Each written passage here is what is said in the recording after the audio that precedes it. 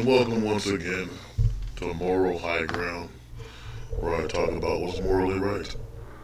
And today I'm talking about homelessness in Washington and growing homeless crisis of 2024.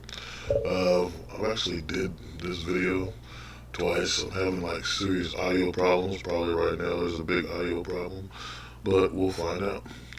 Anyway, this is a big interview by 60 Minutes where they go on analyzing the whole state, figuring out the races that are homeless, figuring out how many people are homeless, trying to figure out the solutions to why they're homeless and how they can fix it, and the problems with homelessness, and the usual stuff I always talk about on this channel and show and stuff, podcast.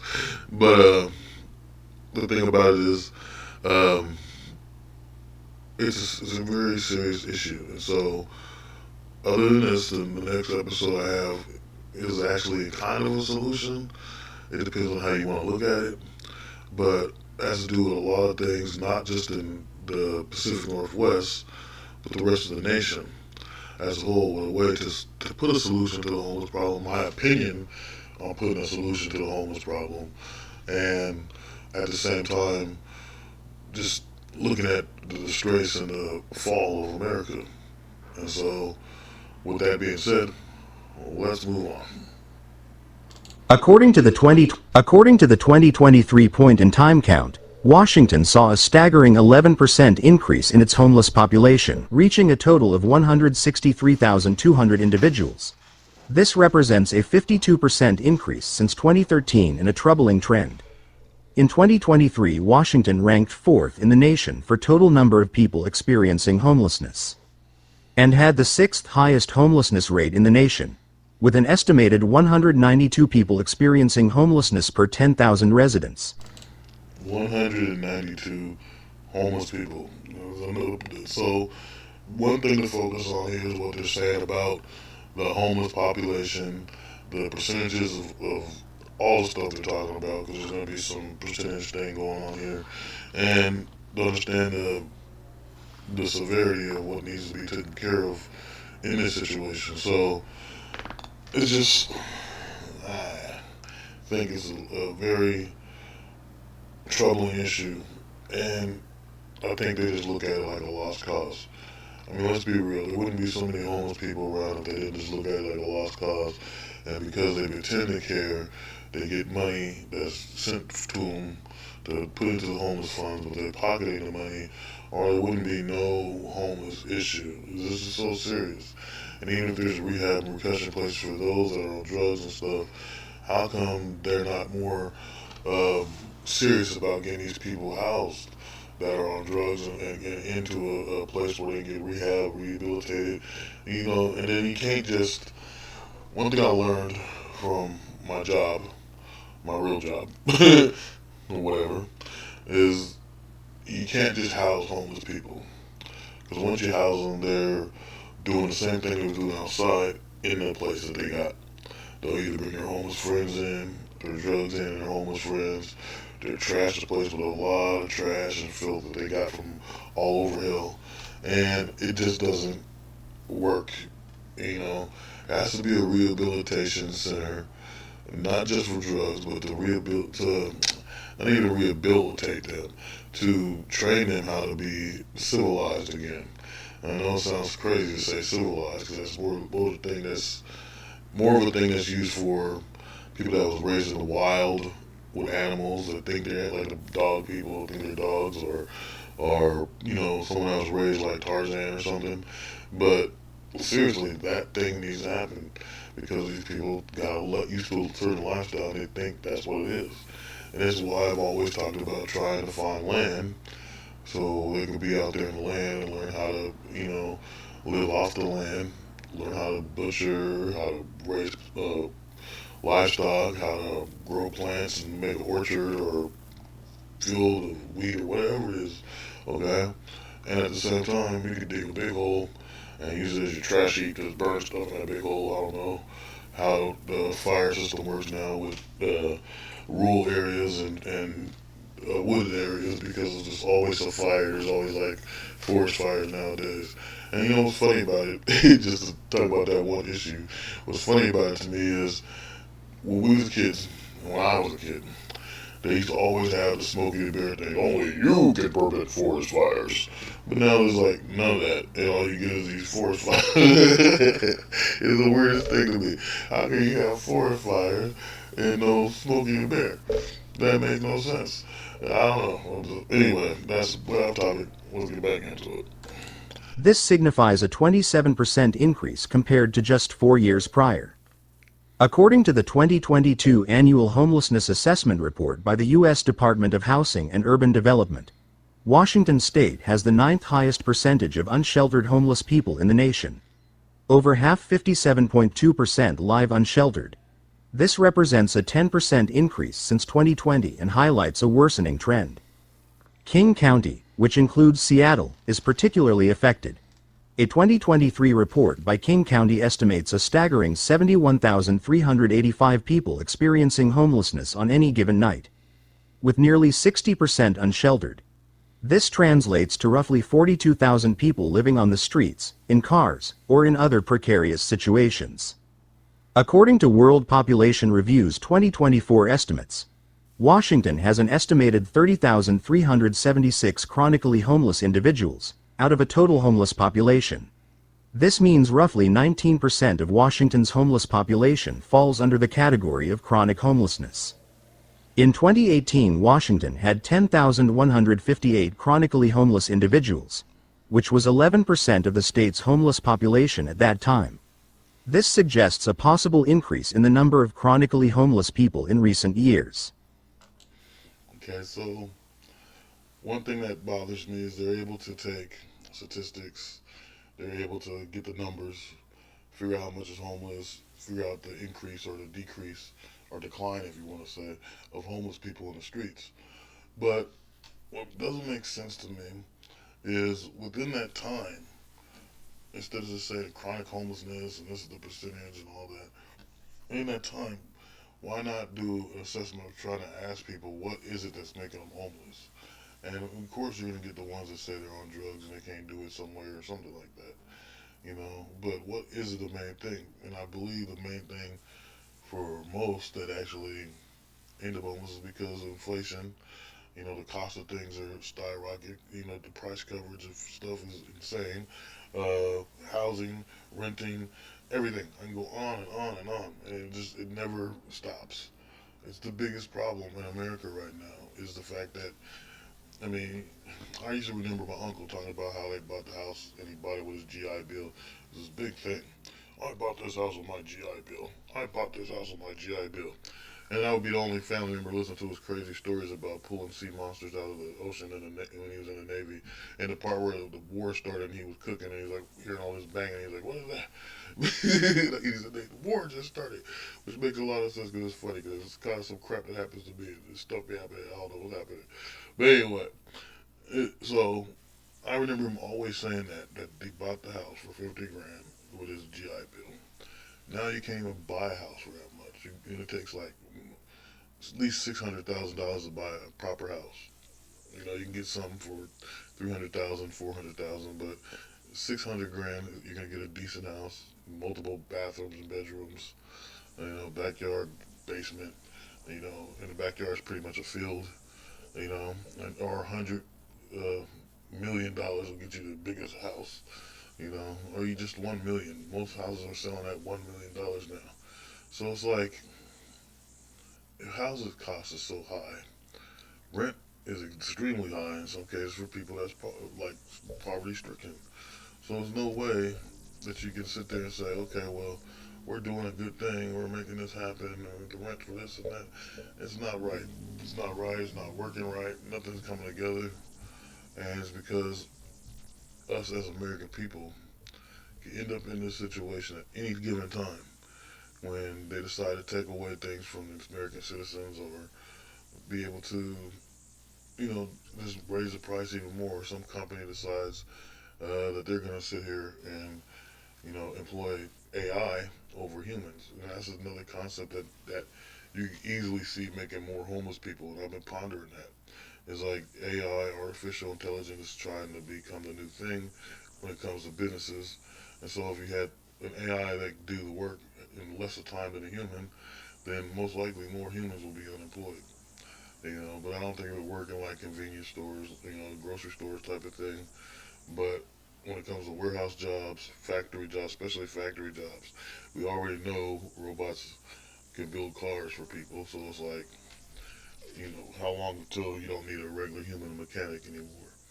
You know, you can go to a place where there's a mechanic shop and robots are doing everything, and there's just one guy goes, okay, go ahead and pull in there. They'll take care of you. And there's nobody in there but robotic arms and stuff working on your cars.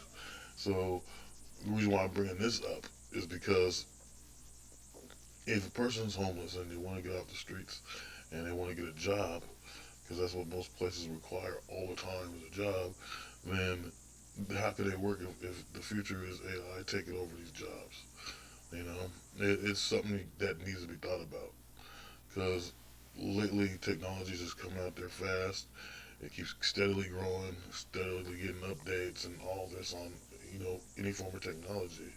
It's more like because it's America, like, robots are supposed to be your enemies like Terminator, and in Japan they're your friends, and you get a Megazord and stuff, and you're going Megazord power now, all this stupid stuff. But it's like seriously, that's the truth. But the enemy with Skynet wouldn't be, oh, they're trying to kill us all off. They easily do it with just taking your job, taking all the American people's jobs, and people not being able to eat, hunt, anything. And yeah, they're bowing down to technology in the most heinous way because it's gonna lead to your death. You know, and I'm just saying like it would make more sense if they're gonna do this whole thing of going around doing a census of homeless people to understand how they got homeless. I know I went to this long rant and made some stupid joke about a Megazord, but seriously, we need to know why they got homeless. Even if it increases or decreases during the year, what is the problem in that state that's making that many homeless? There's a lot more in this state than it is in Portland, and so this is the question. Because that way you would know what the problem is, and you can come up with a solution. But they don't do that. So we already know drugs is one of the main ones, but there's people with kids that are out there homeless. So it needs to be reevaluated and analyzed so we can come up with a better way of taking care of the issue, or they can come up with a better way because they're the ones with the power and the money. According to the Washington Office of Homeless Youth, youth homelessness is a significant concern, with nearly 31,000 unaccompanied youth between the ages of 12 and 24 experiencing homelessness annually.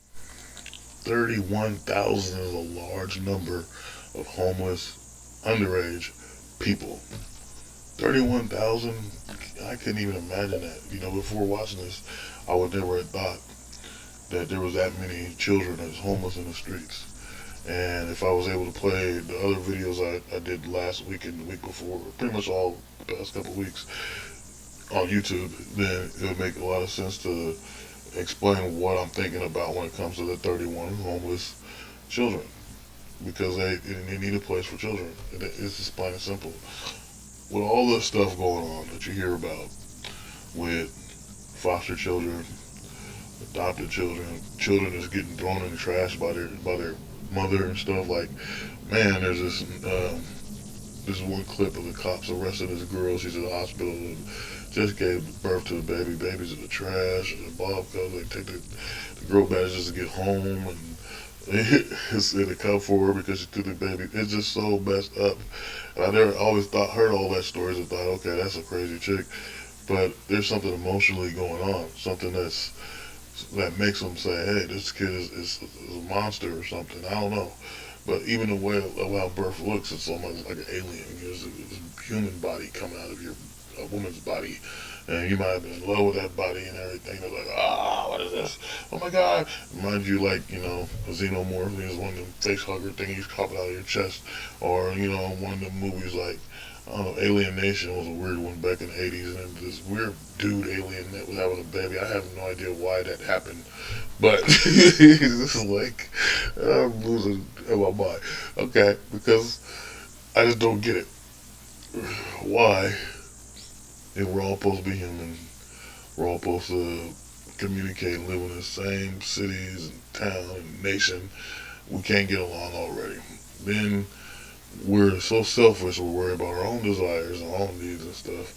When you put a kid in a scenario and you got a person that's already selfish, looking for attention and trying to be the shit, obviously that kid doesn't stand a chance, you know. And then to be on the streets and the kid and you barely know the world and understand it, if you're able to survive as a kid without going through the usual nonsense you hear about where it comes to sex offenders trying to do something to them, sex trafficking, drugs, all that. If you're a kid, you can survive all that. Then you're a strong individual. You know, it needs to be said. But the emotional stuff that goes on in this country, I think, can be eliminated if people were able to communicate with each other in a way where it's not just funny, or people aren't being sarcastic, or people ain't just trying to take advantage of you and stuff. You can find a way to eliminate those things in communication when you meet people. You know, people can trust better, and they be able to help other folks, especially children. Because there's no way it should be people like, walk up and say, hey, kid, and it's so weird because they got that stuff going on. Or where you can walk up to a kid and, kid will ask you for something, you give it to them and go. But it's even worse if a kid walk up to you and they need something, but a person will walk up and they'll try to get something and take the kid somewhere and do some heinous, some sick nonsense, and you never see the kid again. And I wish there was a way to put a stop to the way people think. Because if you sit back and listen a lot, you'd be surprised on what people think. It blows my mind. I'll be sitting there like this one dude. He was Christian. He called himself Christian, and I was working with him, and he tried all these things. It's like, I don't know. Maybe I fell from grace. Maybe I lost my grace. I used to not cuss and all kinds of stuff. But it was like sitting there listening to this guy, and then I remember this time this guy was coming up to fight. And the dude was mentally ill, and he's coming up to fight people. He's doing all this stuff trying to fight us. There's like four of us out there, and he runs up and goes inside the building and gets a garbage can lid. He gets a garbage can lid to try to fight this guy, and I'm like, what are you doing? I'm waiting to do. I'm like, that's not gonna do anything. It's not a wrestling show, right? And then it was like, I'm trying. I got the baton thing like, and then, as soon as the dude tried to swing at me, I guess I wasn't moving right. He swung at me with a pipe or something, and it was like, and it's not the first time someone tried to fight me, but anyway, so let me run through the story real quick to shorten it. But anyway, so the dude tried to swing at me, and next thing you know, like there's one guy behind me that's coming at him, and other people, so all these people were all running at him, and we're like walking at this guy in a group, and I'm like, when I do this, man, you want to stop? No, dude's like, okay, yeah, and the dude's like, your mama's this, and I was like, whoa, wait a minute, what's going on? And I kept yelling at the one that was supposed to be Christian, because he said the most foulest thing out of a group of four dudes, and I'm the only one trying to, dissolve the whole problem. I kept telling dude, you want to go back, man, to go home and stop this stuff. And it was like, Shakaya. You just had to be there. And then it was funny because the cops rolled up and they were like, woo, like, come here. They told me to come here. It was like, I said, well, nothing's going on, officer. This guy did all this stuff. He said, y'all look crazy out here. This is like, it was so stupid. And it was like, it's like a gang. And I said, it ain't no gang. He said, really, Shelby? I'm like, yeah. He said, 3 or more people together. I'm like, well, whatever, right? But this guy tried to kill people and stuff. So it was a crazy story. But the whole thing about it was, and I didn't realize it at the moment when it was all heated and everybody's going off and saying stupid stuff. And I was just trying to relax that day. I had like a bad week. I was just really tired. But, I wasn't going to let this guy come up and beat the hell out of people that were there. And it turned out that, long story short, it turned out the guy had mental illness. And not just, in kind of a special way too, because he was native and so he had some kind of thing. I forget what the legal thing was. And at the same time, he had just got into this apartment complex that's for the mentally ill. And so, and it was right behind this building where I work. And so I was like, oh crap, you know. And he's like, yeah, we tried to chase him, he wouldn't come back. And I was like, okay, thank you, officer, or something, you know. I didn't know. But the thing about it was, even in that situation, you know, yes, they're mentally ill and stuff. In that situation, they could have handled it better with the way they housed these people that were there.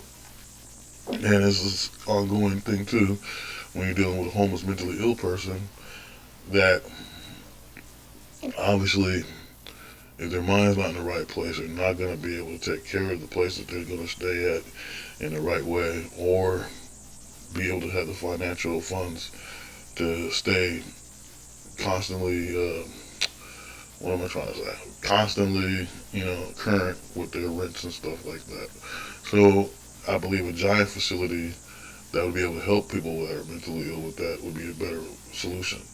I don't think the state, Oregon, has the best way of handling people with mentally ill issues, and that's just my opinion. So, and even in Washington, apparently, because it's just nuts. But I went way off topic.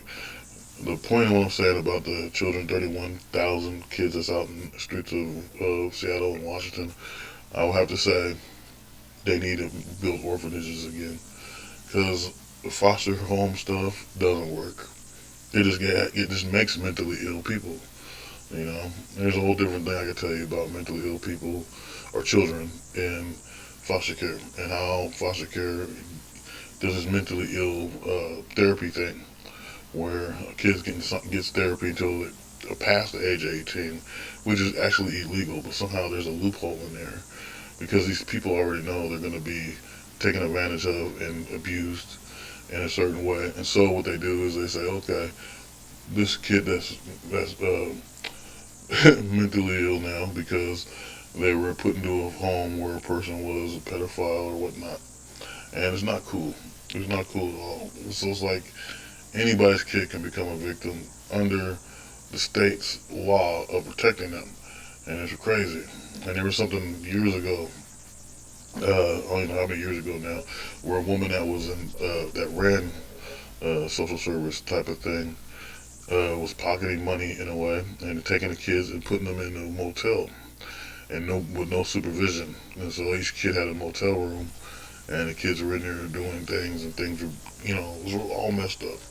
And I had talked to the guy that actually worked uh, for that service at the time because I was trying to get into YouTube, and I wanted to interview people, but every time there was always something. It was like, oh, we can't right now. Our business is doing this, or I was working because I was working two jobs, and it was all confusing. It was just like there was always something going on, and I wanted to interview that person, and then there was a head of a shelter for women type of thing I was going to interview.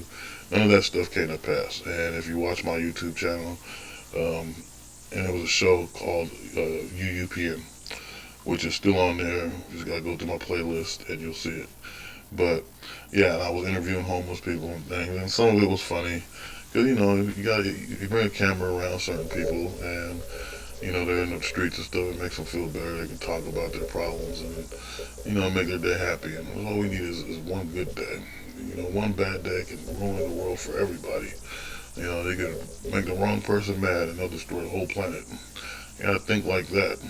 You know, some people just piss people off for fun, and they don't think about the repercussions of what happens when you do that to somebody.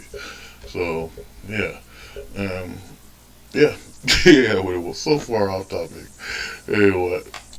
Washington ranks high in refugee resettlement, welcoming thousands annually.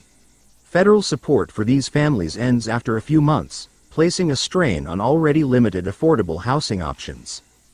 Asylum seekers. So look, after several months, the several months after that, the whole thing that they're willing to offer you, the whole resource is gone. Just a couple months. It's nonsense. It's like in the homeless shelters. There's a homeless shelter here in Portland where I don't know if it works for all of them, but I know there's one where you got 3 months to work and try to find a place. After 3 months, you're gone. And so it's like, what the hell? Some people don't want that help. And some of them just there because they want a place to stay, and they use up to 3 months. But the ones that actually go through it and try to do good, they're still penalized like the other ones. It's also the reason why a lot of people are homeless is because these homeless shelters and things act like mini prisons and jails, and they belittle the people that are homeless instead of trying to make them uplift them and make them feel like a person. Pretty much, it goes down to one thing: if you treat someone like an animal, they're gonna act like an animal, and that's why a lot of people are out on the streets acting like animals. And that's the bottom line of that whole situation. Seekers often wait years for a decision on their case, during which time they may be restricted from working or accessing certain benefits. This prolonged period of uncertainty can make it difficult to secure stable housing and income, pushing them towards homelessness. According to the Pew Research Center, Washington's undocumented immigrant population was estimated at around 750,000 in 2021. This figure represents roughly 9.8% of the state's total population, placing it among the states with the highest percentages of undocumented residents. This number has grown considerably over time. Pew data shows that Washington had only 40,000 undocumented immigrants in 1990, with a substantial increase to 240,000 by 2005. Yeah. Okay, I'll pile it there too because this immigration thing is also the biggest problem right now. These people came over here, and I think it's unfair to people who get green cards. They're living in the streets or wherever. I mean, they get more resources than a normal immigrant that came from overseas, from their country or whatever, and yet they're not doing it the legal way. They're doing it in a way where they come in and start doing whatever they want. Trying to find. Some of them might be doing it right, but there's a lot of stuff I've seen lately with this one YouTuber. I showed this stuff before. I can't think of his name right now. And you can look it up. But he's showing all this stuff because he lives in New York apparently, and like there's people seriously going and robbing all kinds of things. Now they're taking scooters and just robbing people in the streets. They're fighting against the police. All this stuff because they're immigrants, or whatever you want to call them, asylum people. That's what I guess you call them. But it doesn't make any sense. So pretty much they're turning New York into like Brazil or something, and where it's a lot of violence and the cartels running around and all this secret stuff. It's not good. Over here we had someone last year, and it was on the news, and they were like congregating in this one area, Safeway and other places, and obviously the guy was part of the cartel. They also had food stamp cards, a stack of them, a stack of money from all the homeless people, and you can't even go shopping without somebody bothering you. That's how bad it was. So I can only imagine how worse it will get if regular Americans are steady living in the street homeless along with the asylum people. They become more critical, and then what happened to COVID? People forgot about COVID. It's like, yeah, COVID's gone, but now there's something called the monkeypox happening, and so it's like another disease come out and it goes viral, and you have everybody out in the street. Nobody will be safe. That's if it ain't a place to try to destroy the people for who they are. And I don't think it's right. I think it's like a choice you shouldn't be able to make to want to take vaccines and stuff. Like just like every year the flu happens, do you want a flu shot? No, because you're trying to give me the flu. And the only way you really get sick, because there's been tons of times where flu season came around and I never got sick. I mean, tons. And the reason why is because I don't interact with people all the time, and that's because I choose not to. And so when you do, you get sick. It seems to happen all the time. As soon as you talk to somebody or they're breathing on you, some dumb crap, you get sick. So it's something to watch out for. But this and the homeless thing, I think that's what they want to happen. I think they want people to get sick and die off. It's the only way you can make a new world, a new population. But with all the stuff I'm going to show you and talk about, you'll see why none of that makes any sense. Demographics of homelessness in Washington. While whites are the largest racial group experiencing homelessness, about 57.2% of Washington's homeless population identified as white. Whites were more likely to be found unsheltered, about 57% compared to the overall homeless population, 41.2%. This indicates that white homeless individuals might face different challenges in accessing shelters. Whites are the majority racial group in Washington. constituting roughly 77.3% of the total population. So, a higher number of homeless white individuals is somewhat expected based on sheer population size. Black residents, despite comprising only 4.5% of the state's total population, make up nearly 17% of the homeless population. Does that mean they get housed more or not? I'm not sure. Similarly, Native people, at 2% of the general population, account for over 7% of the homeless population. You see, the one thing about the Native people, most of them live on the reservation, and they don't have some. A lot of them don't have some of the resources that people think they do. They always talk about natives own casinos, and those are the ones that are white, and they say, "Oh, I got 3% native in me," which 3% is really nothing. So that means you're not 100% native, but yet they don't have. There's not that many, and they treat them like a lot of people treat them like, oh, they're just ancient people that don't exist anymore. They still exist. It's just America choosing not to give a damn, which means that it makes perfect sense why the native people that are loyal to their people don't give a damn about America.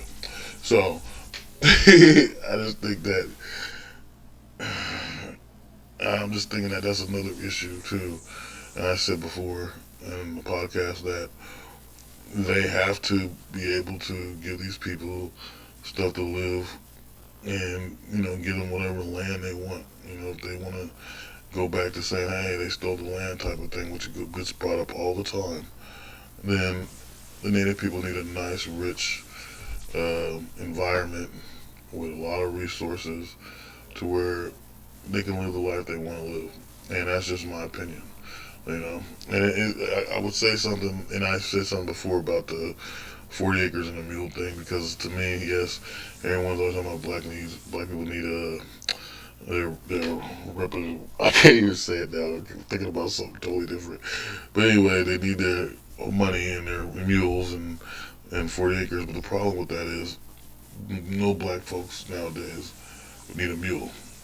And a lot of them with 40 acres don't really have a plan unless they come together and make a big business or make a tiny little, I don't know, province. But I'm just saying that it has to be more logical, needs to be reset and reconstructed to get their reparations. And it's just like this. I mean, shoot, the blacks and the natives share that problem. They've been taken from lands that they were their own, and they owed something for the problem that the white man put on them. And that's just the truth. And it should be done and over with by now. But no, it keeps going on and on, which keeps the problems going on, separation going on, and the hate going on. And it's just ridiculous. Someone needs to put into it all together. But yeah, I just think it needs to be updated. Natives get the most fertile land where they know how to use it and to the best of their ability. And the blacks get, their money most likely, instead of saying 40 acres and a mule. Only can get the 40 acres, but what's going to happen with that mule? You don't know how to feed it. You don't have enough money to take it to the medical people, or veterinarians, because you don't know how to be a vet, a doctor. You don't know anything about a mule. You don't even have westerns playing anymore like they used to back in the day. So it's like no one thinks about a mule. I'm just saying, it's stupid. Cost of homelessness in Washington. Washington allocated significant resources to combat homelessness in 2023. The 2023-24 budget allocated $4.3 billion for housing and homelessness programs across different departments. This represents a continuation of efforts from previous years, highlighting the ongoing financial commitment. It's important to recognize that state funding is only one piece of the puzzle. Local governments, nonprofit organizations, and the federal government also contribute financially. While a comprehensive national figure isn't available, See, that's got to be paid attention to. All them places they just named give in financially, is what he says. But yet, where's the money at? Where's it gone? He said local government, your state government, your freaking federal government, all these people put money in the pot to get rid of homeless people, but yet there's still a homeless problem. How is this possible? How is this possible? It's like really, it's like the most worst joke, worst joke ever. It's very stupid. It doesn't make any sense. It doesn't make sense. If you have three major big places, or four, I think you named another one, four major places that the government is working with the people to get rid of the homeless situation and help it. But yet there's not enough money to help all these people or not enough to house these people. It sounds like a cop out to me. It sounds like, you're feeding people breadcrumbs and trying to see if they bite them or something. Just saying, hey, here you go. Go on and see what happens. And nothing happens. And you just like, okay, well, I guess I'll keep this money. Because they couldn't figure it out. It's a bad way to do people. It really is. For 2023. A 2021-22 state budget report noted Washington set aside $3.9 billion for homelessness initiatives, indicating a potentially even higher total cost in 2023. According to a recent audit, Washington spent a staggering $19 billion on homelessness initiatives between 2019 and 2024. This figure represents a substantial investment, averaging $3.8 billion per year, assisting over 671,000 people during that period. Here's a list of the 5 most homeless cities in Washington. Whoa, they can't pass that over. They donated dang near, was it $2.9 billion, and they supposedly helped over 600,000 people, when you said there was more than that, or something like that. What was it, 600 people, I think it was. Somewhere in there. I might have to go back, but I'm not going to. My point is, that's not enough help, and we're talking about this whole show is supposed to be about 2024. They said they got money in 2019 to this year of 2024.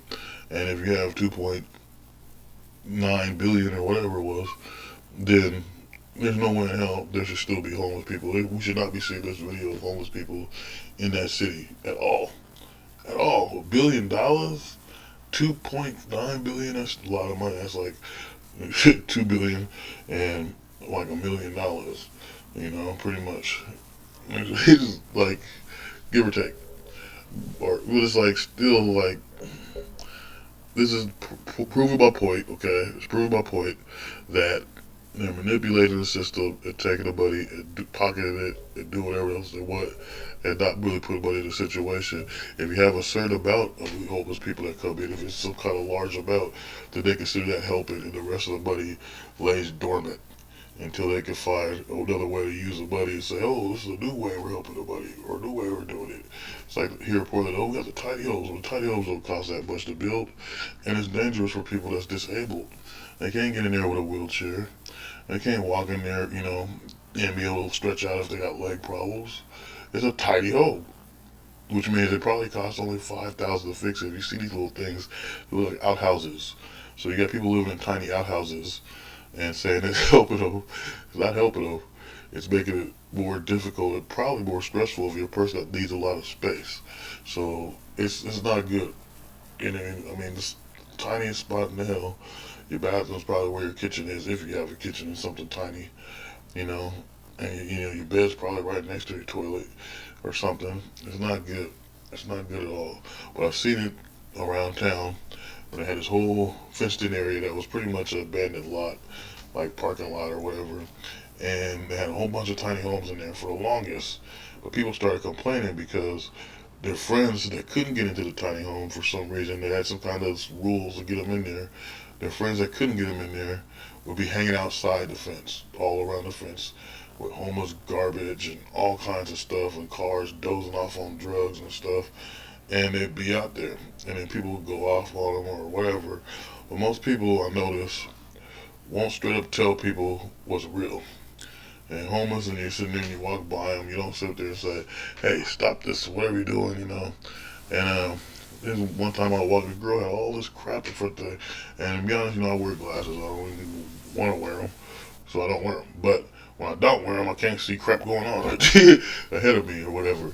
And so I'm sitting there, and I'm like, walking around. Every time I got close, because I got, nearsighted, and every time I get close, it's like, what the hell is this? what is this? What is this on the road? You know, so they keep maneuvering over there. I only found one gap way between was through his bike. The bike fall down. So, oh, if I get it, what the fuck you talking about? You got stuff all around the thing so no one can walk by it. Now, there was a woman, and I actually knew the woman, uh, lived in an apartment complex, and she was like in a wheelchair, and she tried to get through and stuff, and these people were blocking the road with tents and everything. And it's just messed up. Just think even more if your person is blind and you end up hitting somebody trying to do that stick thing, and then you just start beating the hell out of the guy because he didn't know where the hell he was going, and your intent is in the way.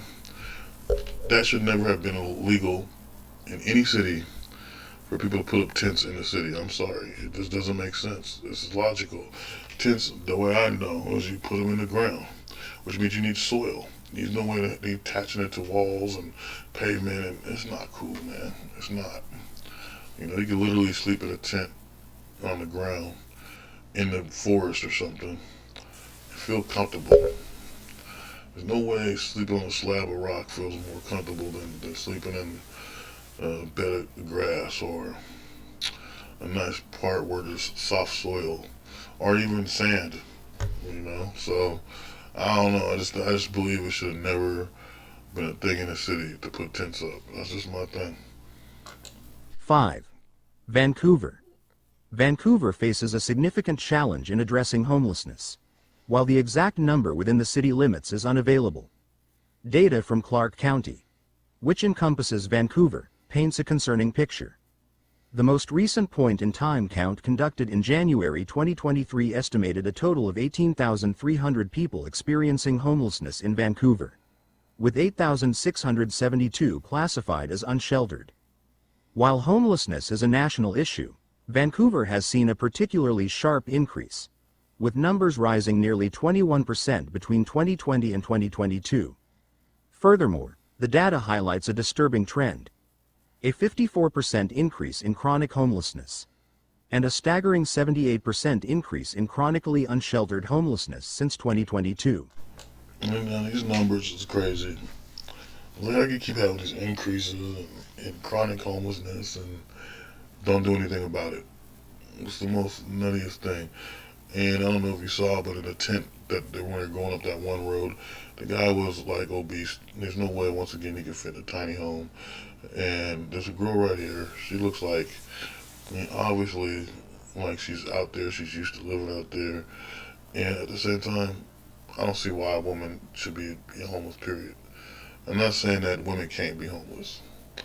It just doesn't make any sense with all the laws and stuff they have nowadays for women. They get all this stuff, you know, all these resources and agencies that help women, and yet they're homeless.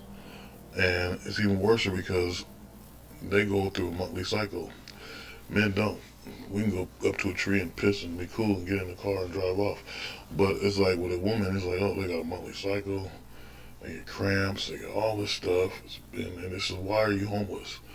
You know, and maybe because a dude kicked them out. But in some cases, women can be very irrational. Not some cases, like lots of cases. They're totally irrational, illogical, and a pain in the ass. And so there's probably some women that are so toxic, okay? I don't know about this one, but she looks deceptive. But but there's a woman that's so toxic that men need them to go away. They need to get away from people, and people push them away to the point that they end up on the streets. And that's what I see. That's the only thing I can think of when it comes to a toxic woman or a woman being on the street, is that they're so toxic no one wants to be around them. But I can understand the homeless ones that just want to be off the streets, but yet they got stuck and they don't depend on people, because trusting people and depending on people will cause more problems and headaches than just being a regular homeless. So this is all crazy. Several factors contribute to Vancouver's homelessness crisis. The rising cost of housing is a major driver.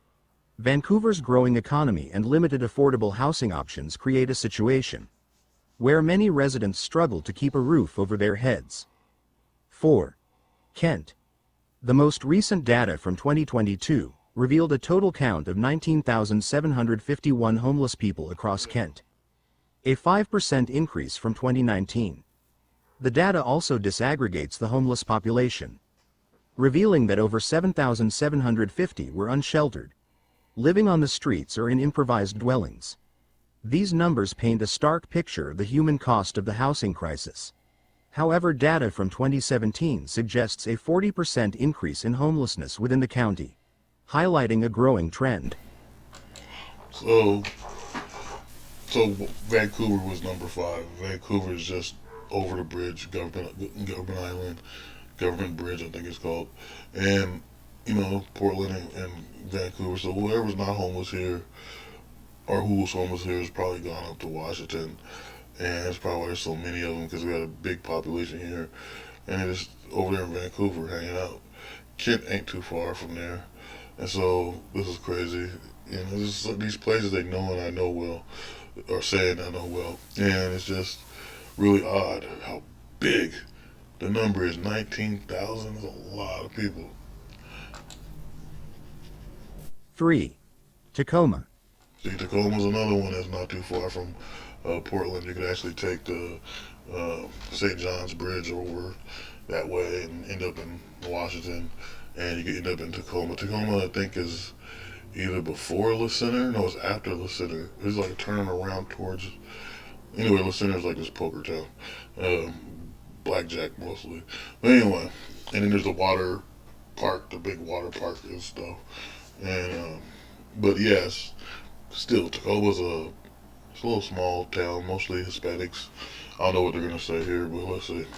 The Pierce County 2022 PID count enumerated 20,851 people experiencing homelessness in Tacoma. Wow. This represents a 30% increase since 2017, highlighting a worrisome trend. The data also disaggregates the homeless population, revealing that over 9,750 were unsheltered, living on the streets or in improvised dwellings.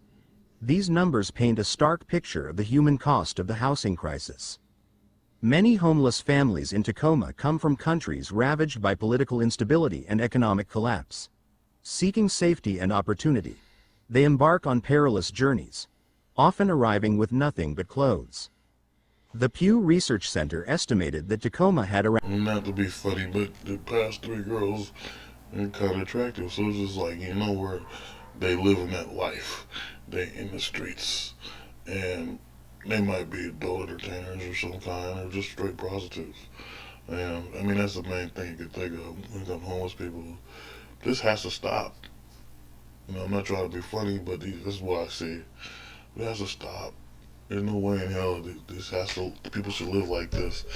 And people should live the way they live, even when they got money nowadays. Because like I said, inflation, the price coverage for everything, and the freaking bills and the freaking taxes, they just don't stop. Why do you need my money when y'all don't want to make the money? You're supposed to be giving it to people. Andrew Yang should be president of the United States, y'all. Just saying. Around 28,000 undocumented immigrants in 2022. This figure represents approximately 13.3% of the state's total population. A surge in migrants has undeniably strained already stretched resources for the homeless.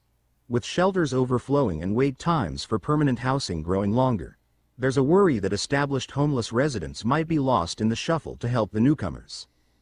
2. Spokane. Spokane grapples with a significant and growing homeless population, according to the 2023 Point in Time. A staggering 21,390 people were identified as homeless in Spokane. This number reflects a concerning 16% increase from 2022, highlighting the urgency of addressing this complex issue. The PID count sheds light on. Okay, people.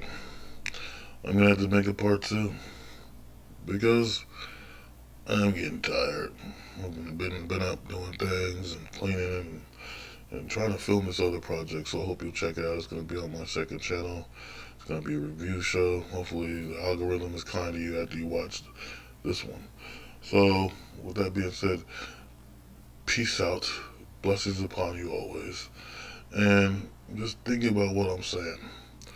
All kinds of things lead to homelessness, but what I want people to realize is we're all in the same boat. And the only ones that ain't in the same boat is the ones that's wealthy. And there's a reason why. There's a big reason why.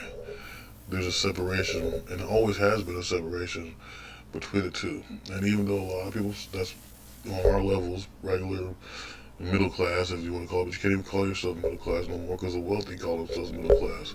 So all the poverty-stricken people that's getting poor, okay, we have to band together and try to fight for a better world for ourselves in this country, in this nation. Okay, and I know you hear when people hear the words "Oh, make America great again," they think of Trump, and Trump just tried to make a phrase there, but it doesn't matter what that phrase is. Something needs to make this country great, and I don't care what president it is, and I don't care what cause it is. I don't care what unifies the people as long as people start to unify in a positive way. And so, what I'm saying is, try to make a community again. We lost what community is. And when a community is formed, try not to let it go. And try not to put anything in there that's going to destroy it. And with that being said, once again, peace be with you. Blessings upon you always.